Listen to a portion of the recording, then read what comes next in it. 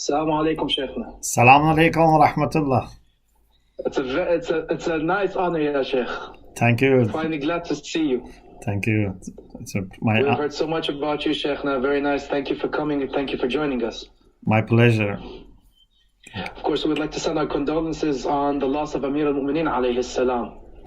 I also offer my condolences to you and our dear viewers. عظم الله عظم أجوركم. الله لكم الأجر. عظم الله لكم الأجر. Sheikhna, let's get right away started. And I want to ask you, what makes Amir al-Mu'mineen alayhi salam's virtues so special? And what made him a character that sticked out, a figure that is so significant to the Islamic Ummah? Yes, thank you very much. Bismillah ar-Rahman ar-Rahim. لا حول ولا قوة إلا بالله العلي العظيم. الحمد لله رب العالمين. وصلى الله على سيدنا ونبينا أبي القاسم المصطفى محمد اللهم صل على محمد وعلى محمد وآله الطيبين الطاهرين لا سيما بقية الله في الأرضين. I offer my condolences to Imam Mahdi Ajalallah Ta'ala Farajahu Sharif and to all our dear viewers for the martyrdom of Amirul Mu'mineen alayhi salam. Also, we are in the peak of the months of Ramadan. Nights of Qadr are with us. We pray that Allah accepts your amal and du'as in the previous nights of Qadr, and inshallah in the main one, which is the night of 23rd bi'Iznillah. When we talk about Imam Ali and virtues, it's very difficult undertaking because we are talking about someone that all his life, without any exception, without any gap, without any inconsistencies, was dedicated to virtues and to values that he, as a servant of God, as a believer, as a person that knew that Allah subhanahu wa ta'ala would consider not only our words and actions, but more the qualities of our heart, he was always trying to observe these values. And what is, inshallah, my plan for today is to highlight some aspects of his virtues and his value system that I think would be very much needed today for humanity, and something that Shia, non-Shia Muslims and non-Muslims, every human being with goodwill can learn from and can appreciate. And as you notice in the life of Amirul Mu'mineen alayhi salam, he doesn't discriminate against people when it comes to those virtues and values. For example, when it comes to justice, he is not saying that I would observe justice with respect to people who are my friends or followers or allies, but with the enemies, there is no need for justice. No. He was just with all people. Yes. He wasn't biased. Yes. And this is actually the Quranic instruction. لا يجرمنكم شنآن قوم على ألا تعدلوا اعدلوا هو أقرب للتقوى. Do not let your hostility towards some people make you unjust. Be just. Even with your enemies, you have to be just. If your enemy has done 100 bad things, you cannot accuse him of another thing that he has not done. Say, he has already done 100 bad things to us, Or maybe we hear something, say, he must have done it. This is not justice.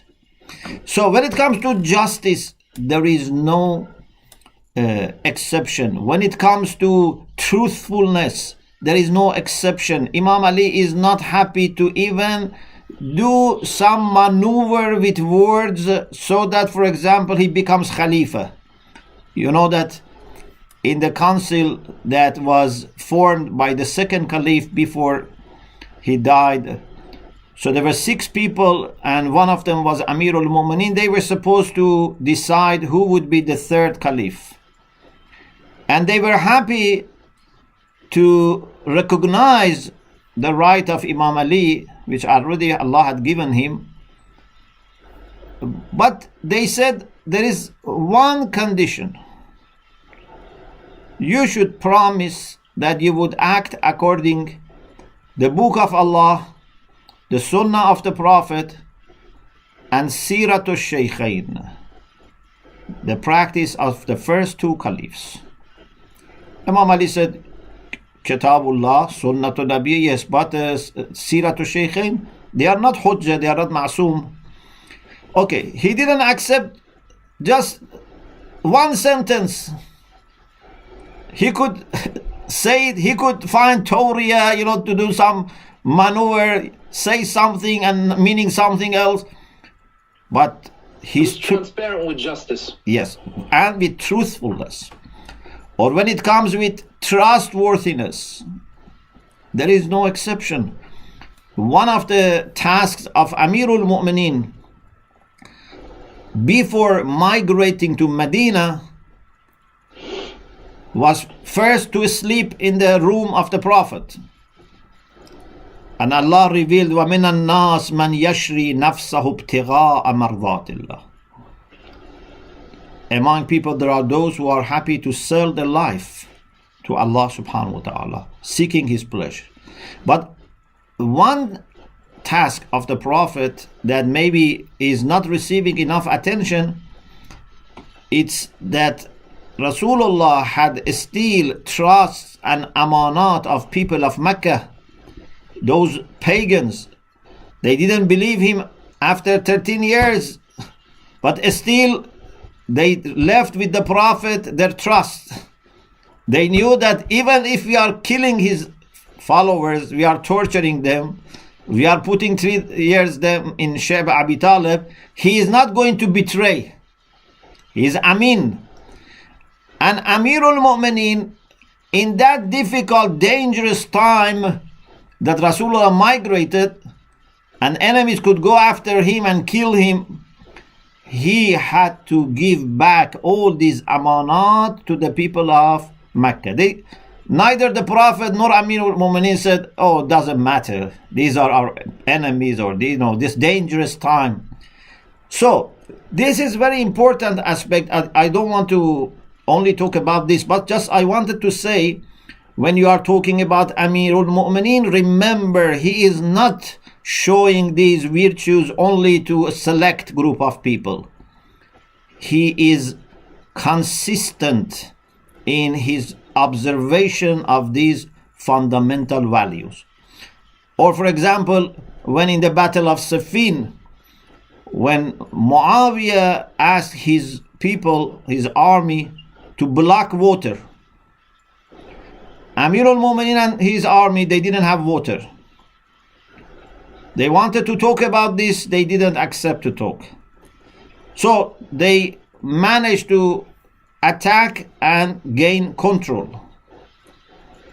Some people said, now it's our turn to deny them water.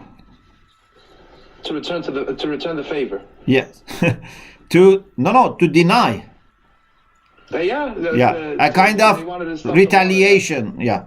But Amirul Mu'minin didn't accept. Not only he gave them water, what we can understand from the text is he gave them access to water. So he let them have access to water and get water as much they need. This is very important about Amirul Mu'minin, that in his life he was consistent. In dealing with different groups of people, he was consistent. Now, I would like to mention some of these virtues other than justice, trustworthiness, and inshallah, as much as time permits, to learn more about this side of the life of Amirul Mu'minin alayhi salam. Of course, it would be maybe a reminder for you, but maybe putting them together helps us to have a systematic understanding, and I hope it would also help those who are just starting to know about Imam Ali alayhi salam. You know, we have many important documents to study moral system of Amirul Mu'minin and moral practice of Amirul Mu'minin and moral teachings of the Amirul Mu'minin. His sermons, his letters, historical reports, what his friends and followers said about him, what his enemies told about him, what Rasulullah said about him, what is mentioned about him in the Quran. So we have very rich collection of documents to understand Imam Ali's performance and Imam Ali's conduct. We are not talking about someone who is unknown and we need to just guess. Everything that we are saying is documented. And one of the best documents that we have, especially when it comes to humanity as a whole and how human beings should be treated and the responsibility of governments and governors is, as you know, his famous letter to Malik Ashtar. I have selected few points from this document and then I mention some other things. Hopefully by the end of my talk you will have some kind of examples of these values which we very much need today. Very much we lack and need today. One of the things that you find in Amirul Mu'minin's practice and teachings is that he says we need to love people and be kind and merciful to people, especially if you are in a position of leadership, if you are in a position of governance. For example, Amirul Mu'minin said to Malik Ashtar that I am sending you to a land that before you people suffered from injustice. قد جرت عليها دول قبلك من عدل وجور. And people are now waiting to see what you are going to do with them. Are you going to be the same or you are going to be different? And then he gives a piece of practical wisdom, something that it's not religious only.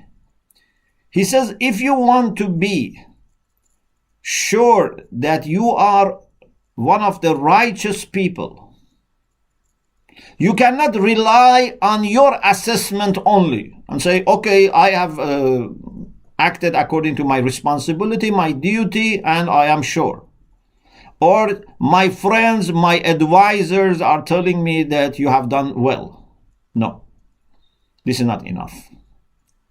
إنما يستدل على الصالحين بما يجري الله لهم على ألسن عباده.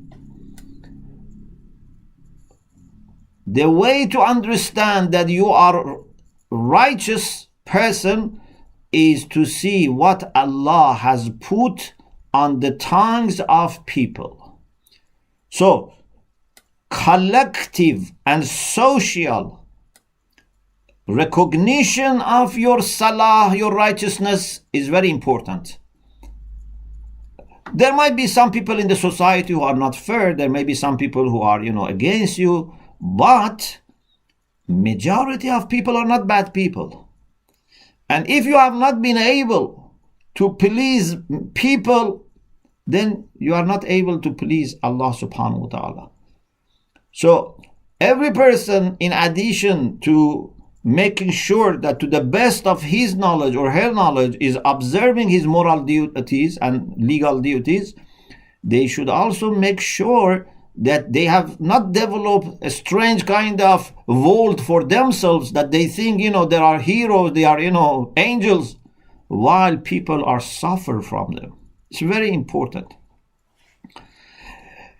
Another thing that Imam Ali highlights is insaf, fairness. Fairness, as you know, is very highly regarded in Islam. Those who are interested in the Hawza series of Akhlaq, we had few sessions on fairness, al-insaf, which is very, very important, and it is more than justice. Insaf means that between you and the other party, you stand in the middle and don't take your side. Insafun nas min nafsik. And it's very difficult that I am judging between me and another person, but I remain neutral. It's very difficult, but it's one of the important qualities that a believer should have, to have insaf. And Amir al-Mu'mineen says, you must have insaf with respect to people. And then he says this famous sentence, وَأَشْعِرْ قَلْبَكَ الرَّحْمَةَ لِلرَّعِيَّةِ وَالْمَحَبَّةَ لَهُمْ وَاللُّطْفَ بِهِمْ. Not only you must believe that you must be kind and merciful, you must make your heart make shu'ur. Your heart must perceive, must understand, must witness your love and your affection and your favor for people. A sign of a believer is not just how much he's praying or fasting, is not how he is between him and God. Any person who is moving towards God and rising towards God must be more benevolent, must be more merciful to people as well. There is no way you go closer to Allah and then you don't become more merciful. It's not possible. In Islamic spirituality, we find that there is a connection between the way you treat people and the way you believe. If you believe properly, you must treat people not only with respect and justice, but with love and mercy. And then he says, وَلَا تَكُونَنَّ عَلَيْهِمْ سَبُعًا ضَارِيًا تَغْتَنِمُ أَكْلَهُمْ. Don't be like a wild animal that has found now an opportunity to eat and take from people. Imam is talking to someone like Malik Ashtar, that is very dear to Imam. Imam knows his iman, his akhlaq, his character, but he has to talk to him in a very clear way. فَإِنَّهُمْ صِنْفَانِ. People are one of the two groups. إِمَّا أَخٌ لَكَ فِي الدِّينِ وَإِمَّا نَذِيرٌ لَكَ فِي الْخَلْقِ. 14 centuries ago, Imam is talking about what still today is very much needed and very much appreciated. It's on the wall of United Nations headquarters in Geneva, and it's one of the famous quotations in respect to human dignity, human rights, interfaith relations, etc. People are one of the two. Either your brother in faith or similar to you in creation. With both you have to be kind and merciful. You cannot be hostile. You cannot be like a wild animal. Maybe they make mistakes.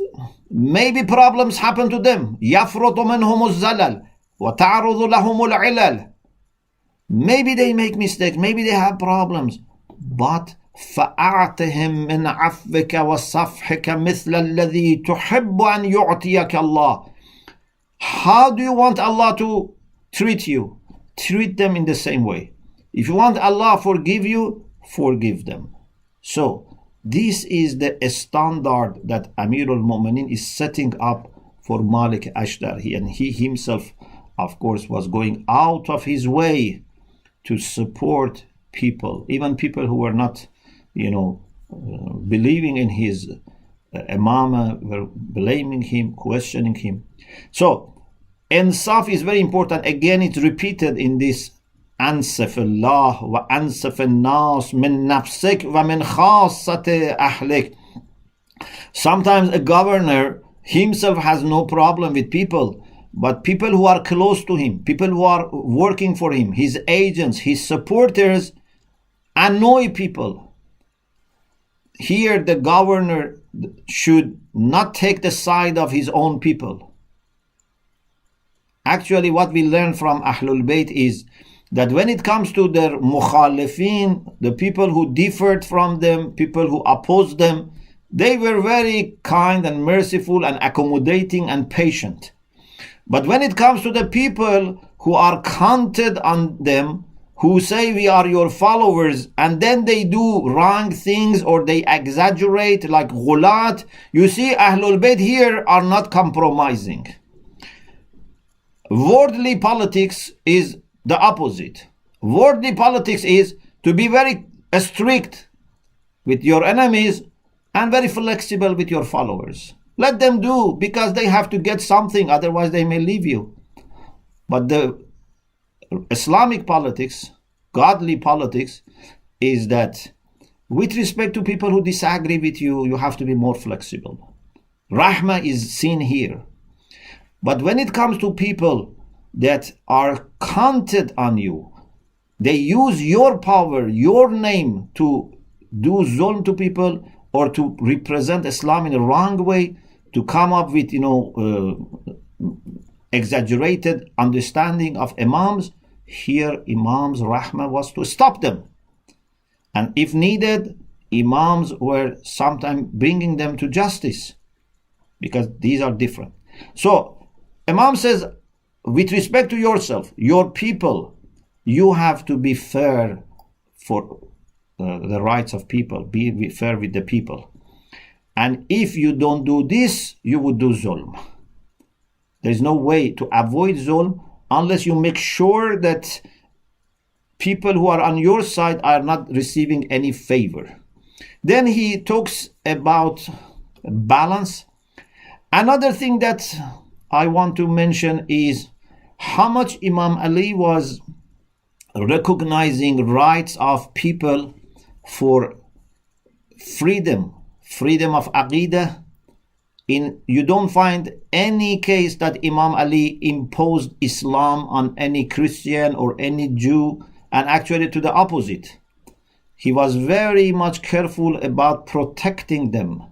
You know the story that when a Jewish lady was annoyed and her jewel was taken, Amir al-Mu'minin said, لو مات امرؤ مسلم على هذا ما كان به ملوما بل كان به عندي جديرا.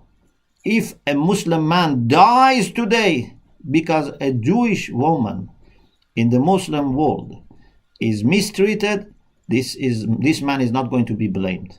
Indeed, this is good if he dies out of sorrow. So there is no case that Amir al-Mu'minin forced Islam on non-Muslims, forced his understanding on non-Shia Muslims. No. When he was Khalifa, there were people who were Shia, there were people who were non-Shia. They had freedom.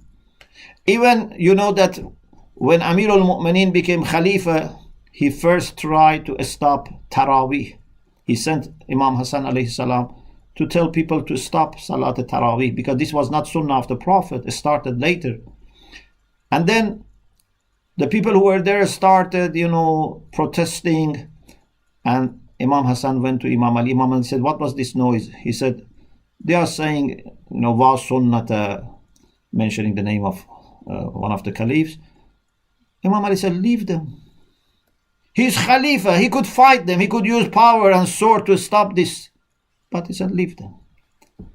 So, Imam Ali was very determined when it comes to justice, but he was not forcing or enforcing his aqidah on others.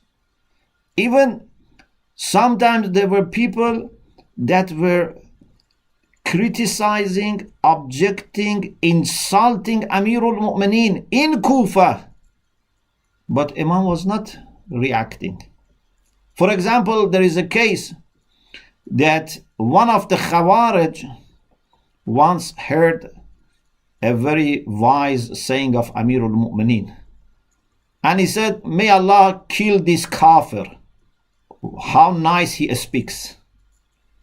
So his Khariji is calling Imam Ali kafir, even when he wanted to praise, but there was so much enmity that he speaks this way. May Allah kill him, how nicely he speaks. So some people wanted to kill him, but Imam said, إِنَّمَا هُوَ سَبٌّ بِسَبٍّ أَوْ عَفٌ عَنْ ذَنْبٍ. This is Hikmah 412. He insulted me. The maximum is that there would be retaliation, or afun an dhanbin, or pardon. He preferred to forgive him, but no physical reaction, no fighting, let alone killing this person. Ibn Kawwa in the mosque, when Amirul Mu'mineen alayhi salam was there at the time of Salat, he was doing takfir of Imam. He was saying things that would indicate that Imam is kafir. But Imam Ali didn't let anyone to touch him, to hurt him. This is the way he was respecting freedom of people, rights of people. And or for example, about protecting the lives of people, even lives of enemies, as much as possible. In the Battle of Siffin, when Imam Ali heard that some people in his camp were saying bad and rude words to Muawiyah and his people, Imam said, إِنِّي أَكْرَهُ لَكُمْ أَن تَكُونُوا سَبَّابِينَ. I don't want you to be sabbab, to be rude, to use bad words. لَكِنَّكُمْ لَوْ وَصَفْتُمْ حَالَهُمْ. If you want to do something, you can say what they have done. ذَكَرْتَ أَعْمَالَهُمْ. And this would be better. أَبْلَغُ فِي الْعُذْرِ. Then Imam says, make dua. Allahumma ahqin dima'ana wa dima'ahum wa aslih dhawta baynana wa baynahum. It's the middle of the battle. The other party is Muawiyah. Still Imam says, pray to Allah to protect our blood and their blood. He doesn't say pray that Allah protects us and destroy all of them. Imam Ali is a follower of Rasulullah, who was rahmatun lil alameen. Rasulullah, in the battle of Uhud, when Hamza Sayyidul Shuhada, by that, at that time he was called Sayyidul Shuhada up to the time of Imam Hussein. Hamza was a very great figure. He was killed brutally. Many people killed. Rasulullah was injured. Some people said to Rasulullah, لَوْ دَعَوْتَ عَلَيْهِمْ. We wish you were cursing them, praying against them so that Allah would destroy them. And Rasulullah said, Allah has not sent me la'anan. Allah has not sent me to curse people. And then he prayed, Allahumma ahdi qawmi fa innahum la ya'lamun. Allah, please guide my people. He says, my people. And still he counts them as part of his people. They don't know. Ali is the true follower of the Prophet. So he says in the battle, pray to Allah subhanahu wa ta'ala to protect our blood, their blood, to bring reconciliation. Aslih dhata baynahum. Today, if we talk about reconciliation between a Shia and, for example, someone who follows Muawiyah, maybe we find, some people are criticizing. But Amir al-Mu'minin says, pray to Allah that brings reconciliation between us and Muawiyah. We don't want war. We don't want any blood to be shed because of these differences. Because we want people to be given opportunity to find their way back to Allah subhanahu wa ta'ala. If Rasulullah had cursed those people and they were destroyed, then they would not later become Muslims. All those people later became Muslim. Maybe some genuine Muslims, some not, but many of them became genuine Muslims. We should not rush in cursing or praying against people. We should pray for their guidance. We should look for opportunities to bring peace. So, I think, yes, my half an hour time is finished. I think Sheikh, I just wanted to ask you, Sheikh. Yes, I just wanted to ask. Yeah. So I finish my talk. If there is any question, any comment, inshallah, we can also receive them. Inshallah. And then, inshallah, end with dua, inshallah. Bismillah. Sheikh, I just wanted to ask that we stated the virtues of Amir al-Mu'minin alayhi salam. These are just some. They're like drops of an ocean of the virtues of Amir al-Mu'minin alayhi salam. But the important thing for us believers, especially followers of Amir al-Mu'minin alayhi salam, is to take him as a role model. What kind of advice do you have for such people who want to use Amir al-Mu'minin alayhi salam as a role model? So I think if our brothers and sisters can once again listen to this lecture, I have deliberately highlighted some of the things that I think would make us better human beings. And any believer first has to be a good human being, and then on top of that, a believer. You cannot compromise about these human values and then you think you can be a believer. A believer is also in the first place a good human being, a person of conscience, a person of moral character, a person of fairness, a person of justice, charity. And this is part of our Iman. This is the core of our Iman. And if we have these roots of akhlaq in our behavior, along with proper actions, proper deeds, then we have fortified our Iman. Otherwise, our Iman is based on loose foundation. And maybe in this month of Ramadan, what you can do is to see where you lack the most. Which of these values, like justice, like fairness, I think many of us need to work on fairness. Which of these you lack the most, which is affecting your life and life of people who are in touch with you? And in the night of Qadr, think about it. Promise to Allah that you are going to work on it and ask for His help and support. If we manage to remove even one major obstacle, then inshallah it helps us with the rest. We have to start somewhere. If you cannot solve all the problems at once, at least identify something which is causing problems, tensions in your relations. Other people are annoyed because of this, and try to solve it. Laylatul Qadr is the night for planning. Not only Allah plans and finalizes, but we have also to plan and make sure that our plan then is approved and is taken by Allah as part of His plan for us. And part of planning, you plan for your finance, you plan for your study, for job, whatever. But a great important part of the plan is how you want to do with your self-building, with your self-development. How from this Laylatul Qadr you are planning to become a better person, a better believer till next Laylatul Qadr, inshallah. Allah. Sheikhna, thank you very much. I thank the viewers, all of them who joined us live. Of course, it will be saved and you can view it again and send it to your friends and family. Sheikhna, we are very sorry for taking your time. My pleasure. We benefited a lot from your words, and we ask Allah subhanahu wa ta'ala to accept from you, all our dear followers. And assalamu alaikum wa rahmatullahi wa barakatuh. Keep on following Call of Islam Radio for such topics and pretty much videos, live stuff. You could also view the website parts today to view the archives of the Sheikh and of course various different topics. And thank you guys for joining us. Wassalamu alaikum wa rahmatullahi wa barakatuh. Alaikum assalam wa rahmatullahi wa barakatuh.